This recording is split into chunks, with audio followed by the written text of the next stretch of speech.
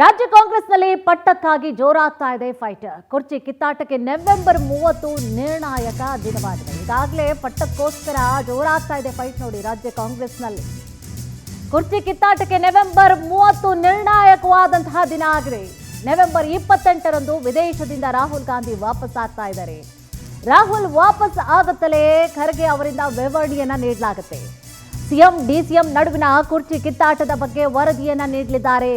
ಖರ್ಗೆ ಅವರಿಂದ ಮಾಹಿತಿಯನ್ನ ಪಡೆದಂತಹ ನಂತರವಾಗಿ ಡೇಟ್ ಅನ್ನ ಕೂಡ ಫಿಕ್ಸ್ ಮಾಡಲಿದ್ದಾರೆ. ಈಗಾಗಲೇ ನೋಡಿ ಸಿಎಂ ಜೊತೆ ಮಾತುಕತೆ ಆಗಿದೆ, ಡಿಸಿಎಂ ಅವ್ರ ಜೊತೆ ಮಾತನಾಡಬೇಕು. ಎರಡನ್ನು ಕೂಡ ಮಾತುಕತೆಯನ್ನ ನಡೆದಂತಹ ನಂತರವಾಗಿ ಎರಡು ಕಡೆಯಿಂದ ಏನು ಅಭಿಪ್ರಾಯಗಳು ಬಂದಿದೆ ಅದರ ವಿವರಣೆಯನ್ನ ಕೊಡಲಿದ್ದಾರೆ.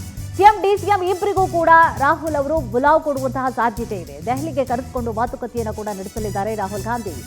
ಕುರ್ಚಿ ಜಟಾಪಟಿಗೆ ರಾಹುಲ್ ಗಾಂಧಿ ಅಂತಿಮ ನಿರ್ಧಾರವನ್ನ ಕೈಗೊಳ್ಳಲಿದ್ದಾರೆ. ನವೆಂಬರ್ 30ರಂದು ನಡೆಯಲಿದೆ. ಕ್ಲೈಮ್ಯಾಕ್ಸ್ ಸೀನ್ ಯಾವತ್ತು ಅಂತಂದ್ರೆ ನವೆಂಬರ್ 30 ಈ ತಿಂಗಳಲ್ಲಿ ಗೊತ್ತಾಗ್ಬಿಡುತ್ತೆ ಎಲ್ಲ. ಸಿಎಂ ಆಗಿ ಸಿದ್ದರಾಮಯ್ಯ ಅವರನ್ನೇ ಮುಂದುವರಿಸ್ತಾರಾ, ಡಿಸಿಎಂ ಡಿಕೆ ಶಿವಕುಮಾರ್ ಅವರಿಗೆ ಅವಕಾಶವನ್ನ ನೀಡ್ತಾರಾ? ಹೀಗೊಂದು ಪ್ರಶ್ನೆ ಏನು ಓಡಾಡ್ತಾ ಇದೆ. ಈಗ ಕಳೆದ 2-3 ತಿಂಗಳಿನಿಂದಲೂ ಕೂಡ ಸಿಕ್ಕಾಪಟ್ಟೆ ಬಿಸಿಯಾದಂತಹ ಚರ್ಚೆಗಳು ಏನು ಆಗ್ತಾ ಇದೆ.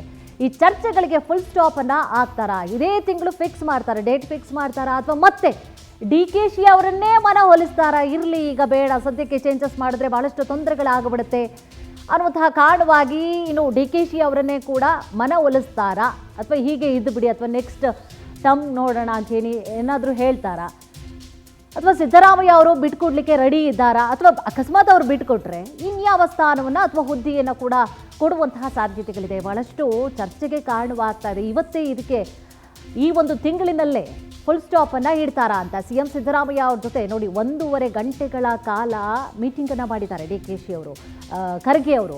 ಇನ್ನು ಡಿಕೆಶಿ ಅವರನ್ನು ಕೂಡ ಕರೆಸ್ಕೊಂಡಿದ್ದಾರೆ. ಈಗ ಮಲ್ಲಿಕಾರ್ಜುನ ಖರ್ಗೆ ಅವರು, ಅವ್ರ ಜೊತೆಯಲ್ಲೂ ಕೂಡ ಮಾತುಕತೆ ಇದೆ.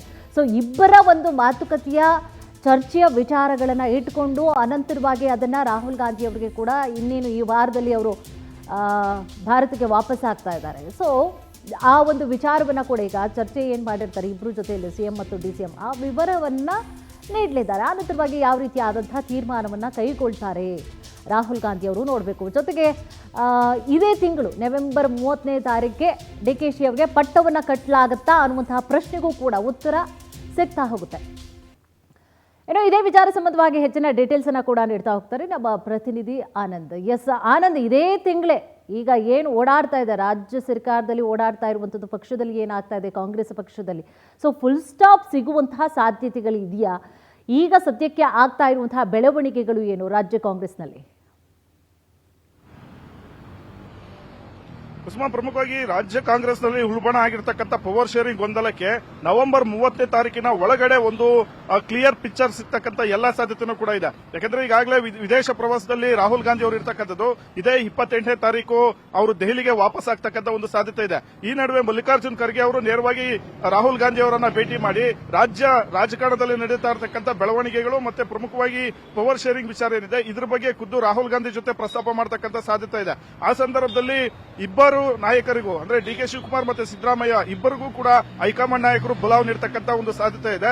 ಮುಖಾಮುಖಿ ಕೂರಿಸಿ ಈ ಒಂದು ಪವರ್ ಶೇರಿಂಗ್ ಗೊಂದಲಕ್ಕೆ ಇತ್ಯರ್ಥ ಹೇಳ್ತಕ್ಕಂಥ ಸಾಧ್ಯತೆಗಳು ಕೂಡ ಇರ್ತಕ್ಕಂಥದ್ದು. ಯಾಕಂದ್ರೆ ಈಗಾಗಲೇ ಮಲ್ಲಿಕಾರ್ಜುನ್ ಖರ್ಗೆ ಅವರು ಕಳೆದ 2 ದಿನಗಳಿಂದ ಬೆಂಗಳೂರಿನಲ್ಲೇ ಇದ್ಕೊಂಡು ಎಲ್ಲಾ ಪ್ರಮುಖ ಶಾಸಕರು ಮತ್ತೆ ಸಚಿವರನ್ನ ಅವರ ಒಂದು ಅಭಿಪ್ರಾಯವನ್ನು ಕೂಡ ಕೇಳಿದ್ದಾರೆ.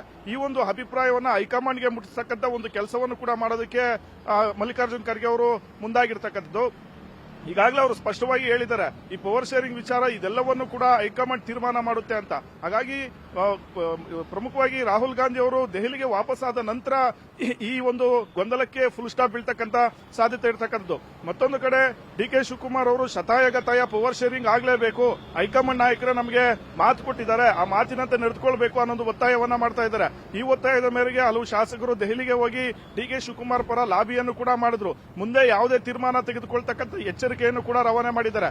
ಒಂದು ವೇಳೆ ಈ ಒಂದು ಪವರ್ ಶೇರಿಂಗ್ ಆಗದೇ ಇದ್ದಂತ ಒಂದು ಪಕ್ಷದಲ್ಲಿ ಡಿಕೆ ಶಿವಕುಮಾರ್ ಅವರ ಆದಿ ಯಾವುದೇ ಆಗಿರುತ್ತೆ ಅನ್ನೋ ಒಂದು ಕುತೂಹಲ ಒಂದು ಕಡೆ ಇದ್ರೆ, ಈ ಕಡೆ ಸಿದ್ದರಾಮಯ್ಯನವರನ್ನ ಕೆಳಗಿಳಿಸಿದ್ದೇ ಆದ್ರೆ ಕರ್ನಾಟಕದಲ್ಲಿ ಕಾಂಗ್ರೆಸ್ಗೆ ಒಂದು ರೀತಿ ಉಳಿಗಾಲದ ಇಲ್ಲದೆ ಇರತಕ್ಕಂಥ ಒಂದು ಪರಿಸ್ಥಿತಿನೂ ಕೂಡ ನಿರ್ಮಾಣ ಆಗುತ್ತೆ. ಇದೆಲ್ಲದರ ಬಗ್ಗೆನೂ ಕೂಡ ಹೈಕಮಾಂಡ್ ನಾಯಕರು ಆಲೋಚನೆ ಮಾಡಿರ್ತಕ್ಕಂಥದ್ದು. ಅಂತಿಮವಾಗಿ ಖರ್ಗೆ ಅವರು ರಾಹುಲ್ ಗಾಂಧಿ ಅವರ ಜೊತೆ ಚರ್ಚೆ ಬಳಿಕ ನವೆಂಬರ್ 30ರ ಒಳಗಡೆ ಇಬ್ಬರು ನಾಯಕರಿಗೂ ಹೈಕಮಾಂಡ್ ನಾಯಕರು ಬುಲಾವನ್ನ ಕೊಟ್ಟು ನೇರ ಕೂರಿಸಿ ಈ ಎಲ್ಲ ಒಂದು ಗೊಂದಲಗಳನ್ನ ಬಗೆಹರಿಸತಕ್ಕಂತ ಕೆಲಸವನ್ನ ಮಾಡೋದಕ್ಕೆ ಮುಂದಾಗಿದ್ದಾರೆ. ಮತ್ತೊಂದು ಕಡೆ ಡಿ ಕೆ ಶಿವಕುಮಾರ್ ಅವರು ಕ್ಲಿಯರ್ ಕಟ್ ಆಗಿ ಯಾವುದೊಂದು ಹೇಳಿಬಿಡಿ ಅನ್ನೋ ಒಂದು ಮಾತನ್ನ ಹೈಕಮಾಂಡ್ ನಾಯಕರಿಗೆ ಕೇಳ್ತಾ ಇರ್ತಕ್ಕಂಥದ್ದು. ನೀವು ಡಿಸೆಂಬರ್ನಲ್ಲಿ ತಮ್ಮನ್ನ ಮುಖ್ಯಮಂತ್ರಿ ಮಾಡ್ತೀರಾ ಅಥವಾ ಬಜೆಟ್ ನಂತರ ಮಾಡ್ತೀರಾ ಅಥವಾ 1 ವರ್ಷಕ್ಕೆ ಮಾಡ್ತೀರಾ ಮಾಡೋದೇ ಇಲ್ವಾ, ಯಾವುದಕ್ಕೂ ಕ್ಲಿಯರ್ ಪಿಕ್ಚರ್ ಅನ್ನ ಹೇಳಿ ಅನ್ನೋ ಒಂದು ಒತ್ತಾಯವನ್ನ ಮಾಡ್ತಾ ಇದ್ದಾರೆ. ಪ್ರಮುಖವಾಗಿ ಎಲ್ಲಾ ಸಚಿವರು ಶಾಸಕರದ ಅಭಿಪ್ರಾಯನೂ ಕೂಡ ಇದೇ ಆಗಿರ್ತಕ್ಕಂಥದ್ದು.